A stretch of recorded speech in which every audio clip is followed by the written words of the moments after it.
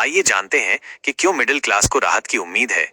महंगाई। बढ़ती महंगाई के कारण मिडिल क्लास पर काफी दबाव है। आर्थिक मंदी। कोरोना महामारी के बाद से अर्थव्यवस्था को पटरी पर लाने के लिए सरकार मिडिल क्लास की क्रय शक्ति बढ़ाना चाहती है। चुनाव। आने वाले चुनावों को देखते हुए सरकार मिडिल क्लास को लुभाने के लिए कुछ कदम उठा सकती है।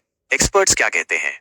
टैक्स स्लैब में बदलाव। कई एक्सपर्ट्स का मानना है कि सरकार टैक्स स्लैब में बदलाव कर सकती है। नई टैक्स व्यवस्था को और आकर्षक बनाया जा सकता है। टैक्स छूट।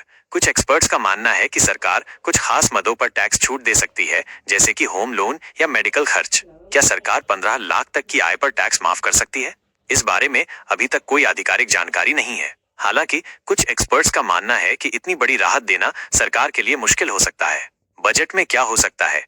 टैक्स दरों में कमी। सरकार टैक्स दरों में कमी कर सकती है, खासकर निचले स्लैब में। नई टैक्स छूट। सरकार कुछ नई टैक्स छूट दे सकती है। नई टैक्स व्यवस्था में बदलाव। सरकार नई टैक्स व्यवस्था में कुछ बदलाव कर सकती है।